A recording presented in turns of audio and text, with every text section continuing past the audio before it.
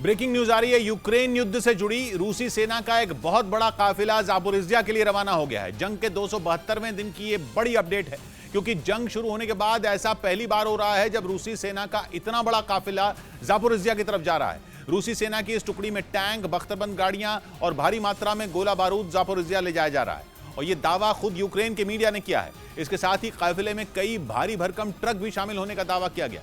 दावा इन ट्रकों पर लादकर बेहद खतरनाक हथियार जापोरिज्जिया पहुंचाए जा रहे हैं। जापोरिज्जिया न्यूक्लियर पावर प्लांट के साथ साथ वहां एक बड़े इलाके पर रूसी सेना का कब्जा है, और माना जा रहा है कि उसी कब्जे को बनाए रखने के लिए रूस अपनी पूरी ताकत वहां झोंकने जा रहा है, क्योंकि इससे पहले रूस ने सेना की इतनी बड़ी टुकड़ी जंग की शुरुआत में ही भेजी थी।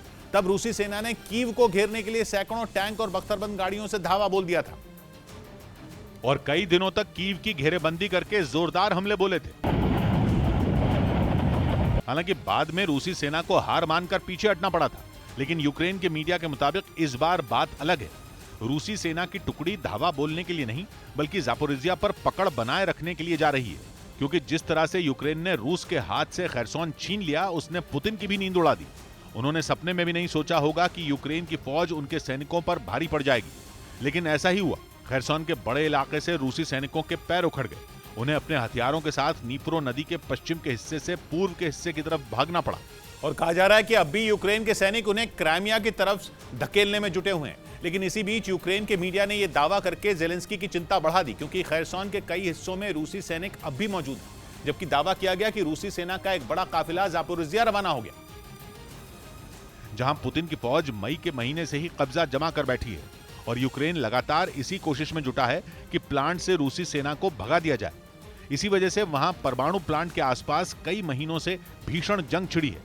माना जा रहा है कि अब रूस को यह खतरा सता रहा है कि कहीं खैरसोन की तरह जापोरिज्जिया परमाणु प्लांट भी उसके हाथ से निकल न जाए, और कहा जा रहा है कि इसीलिए उसने खैरसोन से भागकर उसके कब्जे वाले शहर मारियोपोल पहुंचे सैनिकों को जापोरिज्जिया के लिए रवाना कर दिया।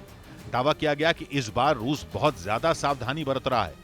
इसके लिए वो अपने सैनिकों को रेलवे और पुलों का इस्तेमाल तक नहीं करने दे रहा, ताकि उन्हें यूक्रेन की सेना के हमलों से बचाया जा सके और वो सुरक्षित जापोरिज्जिया पहुंचकर वहां मोर्चा संभाल लें। क्योंकि रूस ने खुद कई बार यह दावा किया था कि परमाणु प्लांट के आसपास यूक्रेन के हमले बढ़ गए, और एक रोज पहले तो वहां हुए मिसाइल हमले का एक वीडियो भी जारी किया गया था, जिसमें एक के बाद एक कई धमाके होते दिखे।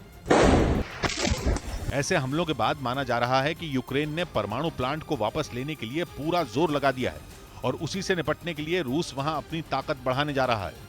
रूस ने सेना की जो टुकड़ी जापोरिज्जिया के लिए रवाना की है, उसमें 25 टैंक शामिल हैं। इसके साथ ही 15 बड़े ट्रकों पर गोला बारूद लाद कर ले जाया जा रहा है, जबकि 3 बख्तरबंद गाड़ियों में सवार सैकड़ों सैनिक जापोरिज्जिया के लिए निकले हैं। माना जा रहा है कि रूसी सेना का यह काफिला जापोरिज्जिया पहुंचने के बाद परमाणु प्लांट को ही अपना बेस बनाएगा, क्योंकि रूस यूक्रेन के सबसे अहम ठिकाने के हाथ से निकल जाने का मतलब जानता है, और इसीलिए उसने अपना पूरा दम उसे बचाए रखने के लिए लगा दिया है। हालांकि यूक्रेन आरोप लगा रहा है कि ऐसा करके रूस हजारों लोगों की जिंदगी से खिलवाड़ कर रहा है, क्योंकि यूक्रेन आरोप लगा रहा है कि रूस जापोरिज्जिया पावर प्लांट में घातक हथियार जमा कर रहा है। वो पावर प्लांट को एक सैन्य अड्डे की तरह इस्तेमाल कर रहा है। यूक्रेन ने आरोप लगाया कि उसके सैनिक बिना रोक टोक प्लांट की संवेदनशील जगहों पर घूमते हैं। यही वजह है कि जेलेंस्की खुद नाटो से न्यूक्लियर पावर प्लांट बचा लेने की गुहार लगा रहे हैं। जबकि परमाणु प्लांट के हेड ने भी वहां होने वाले मिसाइल हमले रोकने की अपील की है। लेकिन अगर यूक्रेन के मीडिया के नए दावे में सच्चाई हुई, तो प्लांट पर खतरा कम होने के बजाय बढ़ने वाला है, क्योंकि वहां रूसी सेना की ताकत बढ़ी तो परमाणु प्लांट के आसपास जंग भी भीषण हो जाएगी।